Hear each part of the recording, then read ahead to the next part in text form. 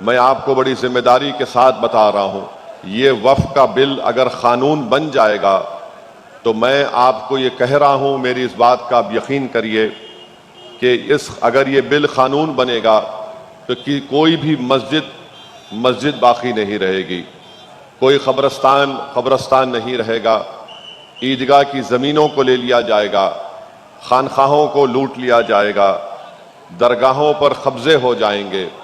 तो इस तरह का जो बिल नरेंद्र मोदी और शिंदे की सरकार ने मिलकर भारत की सबसे बड़े पार्लियामेंट में लाया, आज आपको उस कानून के खिलाफ भी, उस बिल के खिलाफ भी आपको वोट देना है।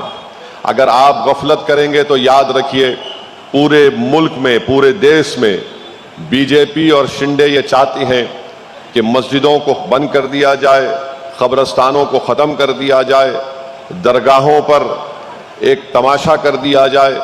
इस बिल को कानून बनने से रोकने के लिए इस विधानसभा के चुनाव में मेरी आप तमाम से अपील है कि आप मुत्तहदा तौर पर अपने वोट का इस्तेमाल करिए, ताकि जब नवंबर 25 से पार्लियामेंट शुरू हो, नरेंद्र मोदी और शिंदे को मालूम हो जाए कि आप जो बिल लाए हैं वो भारत के संविधान का आर्टिकल 25, 26 का एक ग्रेव वायलेशन है। वो संविधान के खिलाफ एक बिल को लाए हैं। वक्फ की जायदाद को बचाने के लिए मोदी और शिंदे ने बिल नहीं लाया है। उनका मकसद एक ही है कि भारत की सबसे बड़ी अक़लियत अल्पसंख्यक समाज के उन जायदादों को लूटा जाए। वक्फ की जायदाद गवर्नमेंट की जायदाद नहीं होती। वक्फ की जायदाद हमारे बुजुर्गों ने अपने गाढ़े खून पसीने की कमाई से उसको वक्फ किया है। और आप जानते हैं कि वक्फ जायदाद का मालिक कोई इंसान नहीं, बल्कि उस इंसानों का बनाने वाला, जमीन और आसमान का खालिक अल्लाह होता है। तो जो जायदाद का मालिक अल्लाह होता है, मोदी और शिंदे ये चाहते हैं कि उसके मालिक बन जाएं। और हमारी मस्जिदों पर इनकी शुरू से नजरें थीं, आज भी इनकी ललचाई नजरें हमारी मस्जिदों पर और दरगाहों पर लगी हुई हैं। वो यही चाहती है कि अपने हिंदुत्व के एजेंडे को मुकम्मल अगर करना है तो ये समझते हैं कि वक्फ की जायदादों को खत्म करके रख दिया जाए। ये जो बिल पार्लियामेंट में मोदी और शिंदे ने पेश किया है वो वक्फ को बचाने के लिए नहीं, बल्कि वक्फ को खत्म करने के लिए किया जा रहा है। आप खुद बताइए कि आज पूरे भारत के जितने 27 प्रदेशों में वक्फ बोर्ड है, उसका रुकन सिर्फ मुसलमान हो सकता है। वैसे ही हमारे हिंदू भाइयों के जो एंडोमेंट बोर्ड है, उनके मंदिरों की कमेटी है, उसमें सिवाय हिंदू के कोई मेंबर नहीं हो सकता। मगर मोदी और शिंदे ये चाहती हैं कि वक्फ बोर्ड में वहां पर गैर मुस्लिम को मेंबर बना दिया जाए और मेजॉरिटी उनका मेंबर बन जाए। सेंट्रल वक्फ काउंसिल में ये चाहती है कि ज्यादा वहां पर गैर मुस्लिम मेंबर बन जाए। क्यों बन जाए? ताकि हमारी वक्फ की जायदादों को मुसलमानों से छीन लिया जाए। मस्जिदों के बारे में मैं बता रहा हूं, बहुत से बीजेपी के लोग मीडिया के एंकर टीवी पर कर बोलते नहीं, ओवैसी गलत बात कर रहा है। ये लोग नादान हैं, ये लोग जाहिल हैं जो इस बिल को नहीं पढ़े हैं। अगर वो इस बिल को पढ़ते तो उनको मालूम होता, मगर उससे बढ़कर वो सिर्फ चापलूसी करते हैं मोदी और शिंदे की। मैं आपको बता रहा हूं, कलेक्टर को इख्तियार दे दिया गया है। कलेक्टर तय करेगा कि ये मस्जिद है, कलेक्टर तय करेगा कि ये दरगाह है या नहीं। आप बताइए, अगर कोई जाकर 200 साल पुरानी, 100 साल पुरानी मस्जिद है, कोई जाकर कलेक्टर को कंप्लेन कर देगा कि ये वक्फ की जायदाद नहीं है, तो कलेक्टर उस मस्जिद के जिम्मेदारों को खत लिखकर पूछेगा कि आपके इसका रिटर्न डॉक्यूमेंट कहां पर है।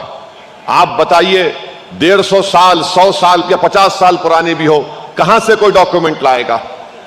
वक्फ बाय यूजर को खत्म कर दिया जा रहा है इस बिल में। वही वक्फ बाय यूजर की तरह हिंदू धर्म में बाय यूसेज वो मंदिर बन जाती है। तो इस तरह का कानून लाकर हमारी शनाख्त को छीनने की कोशिश की जा रही है। एक बाबरी मस्जिद को हमने खो दिया, अब कितनी मस्जिदों को हमको खोना पड़ेगा। इसलिए मेरी आपसे अपील है कि 20 नवंबर के दिन आप वक्फ के इस बिल के खिलाफ भी मुत्तहिदा तौर पर अपने वोट का इस्तेमाल करिए। जहां पर मजलिस के उम्मीदवार हैं, आप उनको कामयाब करिए। और रहा सवाल ये उद्धव ठाकरे की सेना का, जब लोकसभा में यह बिल पेश हुआ तो उद्धव ठाकरे का एक भी एमपी लोकसभा में नहीं था। एक भी एमपी लोकसभा में नहीं था। क्यों नहीं थे? मजलिस इत्तेहादुल मुस्लिमीन की तरफ से असदुद्दीन ओवैसी उस वक्फ बिल के इंट्रोडक्शन की मुखालिफत मैं कर रहा था।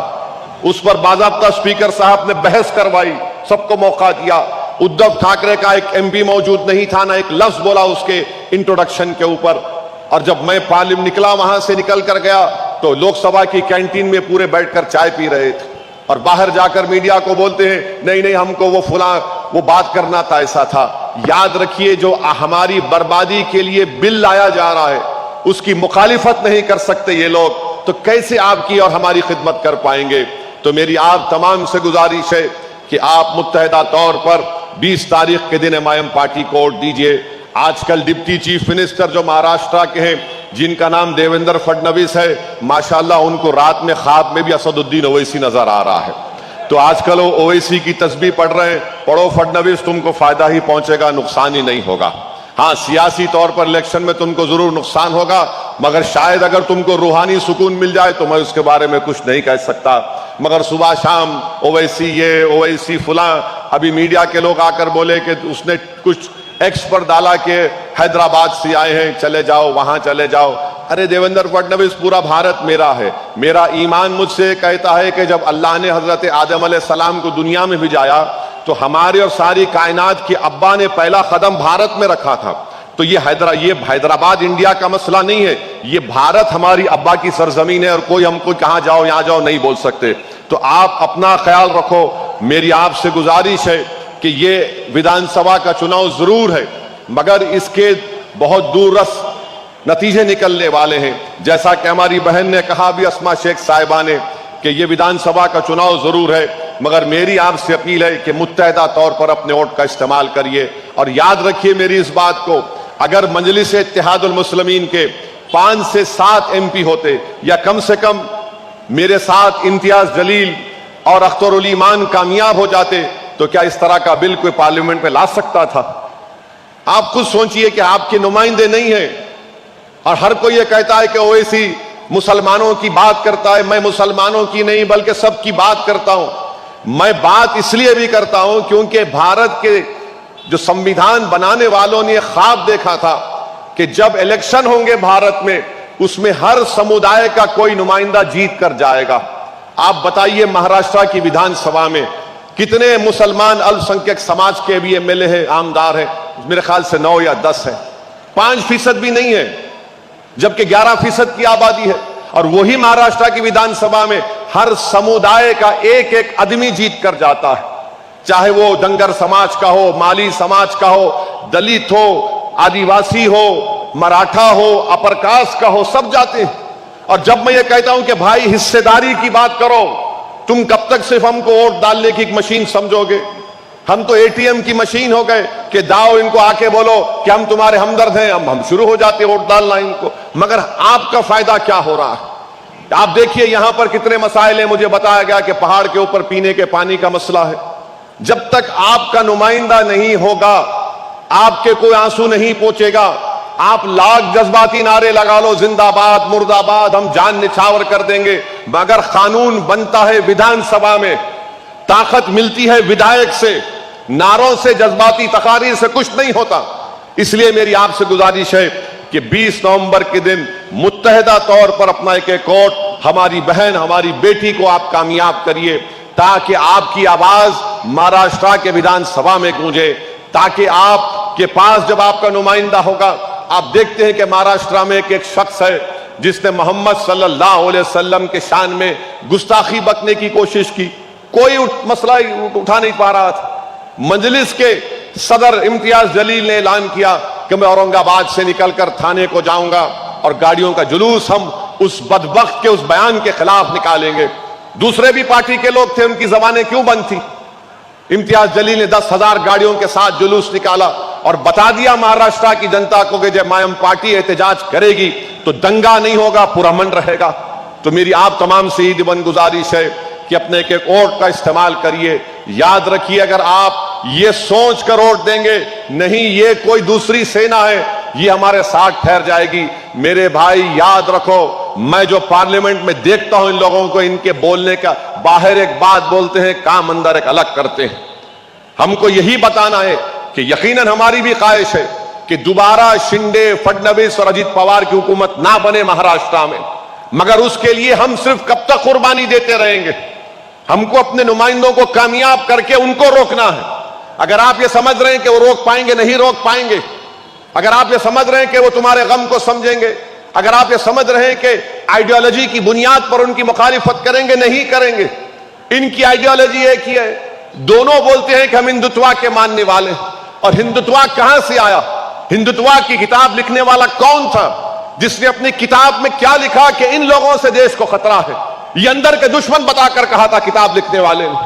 अगर आप यही समझ रहे हैं तो फिर कौन था? क्या उद्धव ठाकरे जब मुख्यमंत्री थे, असेंबली का, विधानसभा का रिकॉर्ड उठाकर देखिए, उद्धव ठाकरे ने विधानसभा में खड़े होकर कहा कि हां, हमको फख्र है कि हमारे पार्टी के कार्यकर्ता ने बाबरी मस्जिद को तोड़ा। अब आप फैसला कर लीजिए, ये बात वो कह चुके हैं असेंबली में, रिकॉर्ड उठाकर देख लीजिए। मगर हमारी मजबूरी है कि नहीं, हम क्या करना फिर, क्या करना फिर? तो आप यहां से अस्मा शेख को कामयाब करो, रोको इन ताकतों को। भारत की जमहूरियत आपको इस बात की इजाजत देती है कि आप अपने पसंद के उम्मीदवार को अपना वोट दें और उसको कामयाब कर सकें। अगर आप ये समझ रहे हैं कि जीत पाएगी अस्मा शेख, मेरे भाई, जंग करो पहले। ये जमहूरियत में जमहूरी तरीके से जंग करना है, मगर जंग शुरू करने से पहले तुम नतीजे के बारे में क्यों सोचते हो? भाई, जब मैदान में उतरे तो मेहनत करेंगे, जुस्तजू करेंगे, और जब कोई लड़ेगा तो कामयाब होगा ना। खाली आप बोलेंगे, अगर आप मस्जिद में नमाज हो रही है, इमाम साहब अपनी खिरात में गलती करे, तो मैं यहां खड़े रहकर नहीं बोल सकता ना सुभान अल्लाह सुभान अल्लाह। मुझे मस्जिद में उस सफ में शामिल होना पड़ेगा, जमात में रहकर बोलना पड़ेगा, इमाम साहब अगर खुदा ना खास्ता कुछ गलती हो गई तो सुभान अल्लाह। कोई बोलेगा नहीं, मैं दीवार के पास खड़े रह के बोलूंगा, अरे इमाम साहब भूल गए, ऐसा नहीं हो सकता। तो आपको शामिल होना है, आपको अपने वोट का इस्तेमाल करना है। और 20 नवंबर के दिन एक बड़ी तादाद में पोलिंग पर